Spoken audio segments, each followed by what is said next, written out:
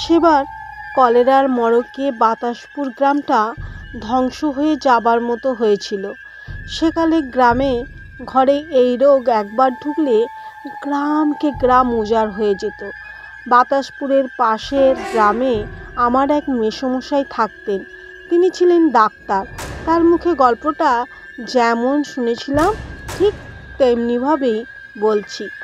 তখন শ্রাবণ মাস, সকাল থেকেই সেদিন প্রচণ্ড দুর্যোগ চলেছে। সেই দুর্যোগে সারাদিন রোগী দেখে রাত্রিবেলা ক্লান্ত হয়ে ঘুমোচ্ছি, এমন সময় হঠাৎ দরজায় কড়া নাড়ার শব্দ। ঘুম ভেঙে উঠে বসে কেরোসিনের কুপিটা জেলে সাড়া দিলাম। কে? বাইরে থেকে কোনো প্রত্যুত্তর এলো না। তাই আবার জিজ্ঞেস করলাম, কে ডাকে? এবার উত্তর এলো, আমি সনাতন, একবার দরজাটা খুলুন না ডাক্তারবাবু। সনাতন বাতাসপুরে থাকে। কাল ওর স্ত্রীর কলেরায় মারা গেছে। কিন্তু এত রাতে সনাতন আবার এসেছে কেন? তবে কি আবার নতুন করে কারো অসুখ করলো? এ অঞ্চলের ডাক্তার বলতে একা আমি। কিন্তু ভাগ্যের এমনই পরিহাস যে এই মহামারীতে একটা রোগীরও প্রাণ আমি রক্ষা করতে পারিনি। সেই জন্য কারো বাড়ি যেতে লজ্জায় আমার মাথা কাটা যাচ্ছে। অথচ ডাক্তার হিসেবে রোগীর বাড়ি থেকে কল পেয়ে না গিয়েও থাকতে পারছি না। তাই ব্যর্থতা ঢাকবার জন্য সম্পূর্ণ বিনা পয়সায় আমি চিকিৎসা চালাচ্ছি। আমি বিছানা থেকে উঠে এসে সনাতনকে দরজা খুলে দিতেই সনাতন অন্ধকারে বাইরে দাঁড়িয়ে হাউ হাউ করে কেঁদে উঠল, ডাক্তারবাবু গো, বাঁচান। কি হলো সনাতন? কার কি হলো আবার? আমার এই একটি মাত্র ছেলে ডাক্তারবাবু, তারও হয়েছে। যেমন করেই হোক ওকে আপনি বাঁচান। বউটা গেছে, ছেলেটার মুখ চেয়ে বুক ধরে বেঁচে আছি। ও চলে গেলে আমাকে আত্মহত্যা করতে হবে ডাক্তারবাবু, না হলে আমি পাগল হয়ে যাব।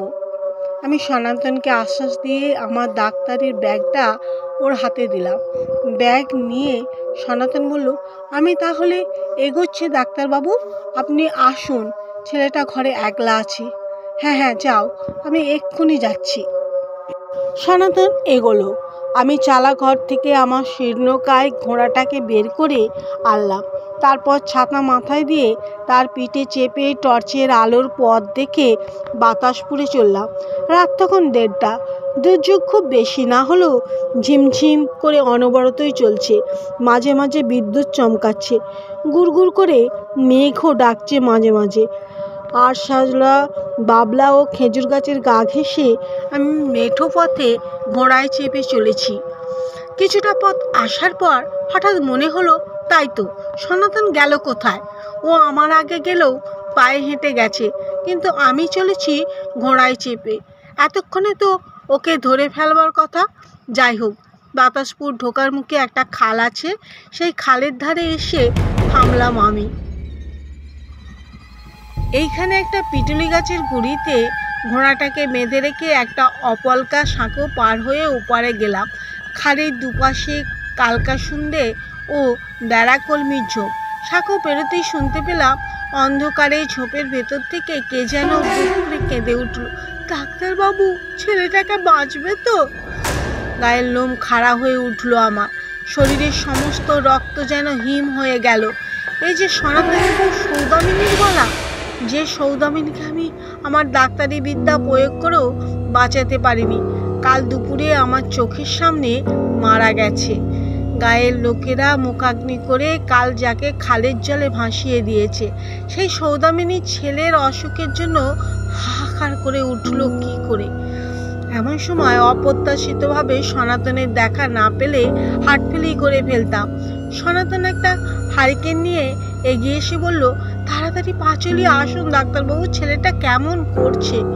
আমি ভীত হয়ে বললাম, কিন্তু সনাতন, একটু আগে তোমার বইয়ের গলায় কে যেন।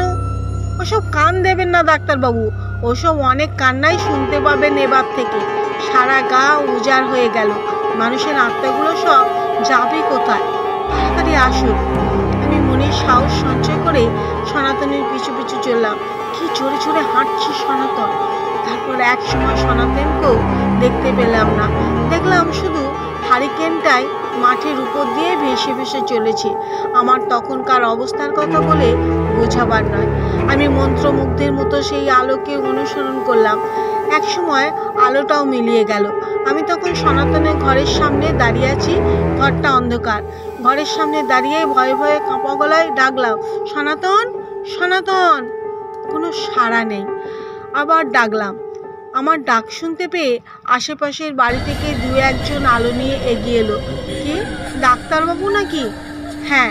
সনাতন কোথায়? ও ছেলের অসুখের খবর দিয়ে ডেকে আনলো আমাকে, অথচ ওকেই দেখতে পাচ্ছি না। পথের ঘটনার কথা অবশ্য বললাম না কাউকে। আমার কথা শুনে সকলে অবাক হয়ে গেল। সকলেই বিস্মিত হয়ে বলল, সনাতন আপনাকে ডেকে নিয়ে এলো? হ্যাঁ, আমার ব্যাগটাও যে বয়ে আনলো সে কি? এই তো সন্ধ্যের সময় খালের ধারে রেখে এলাম তাকে। এই প্রচণ্ড দুর্যোগে সন্ধেবেলায় অসুখে পড়ে শেষ হয়ে গেল বেচারা। আপনাকে একবার খবর দেওয়ারও সময় পেলাম না। তবে ওর ছেলের অসুখের কথা জানি না। চলুন তো দেখি।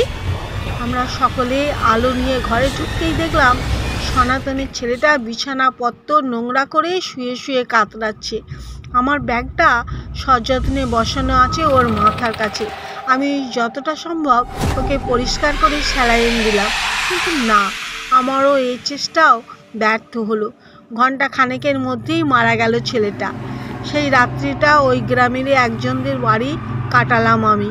পরদিন ভোরেই সেই ভয়ঙ্কর রাতের কথা স্মরণ করে স্বগ্রামে ফিরে এসে চলে এলাম কলকাতায়। সেই থেকে আমি এখানেই প্র্যাকটিস করছি। বাতাসপুরের সঙ্গে আমার আর কোনো সম্পর্ক নেই।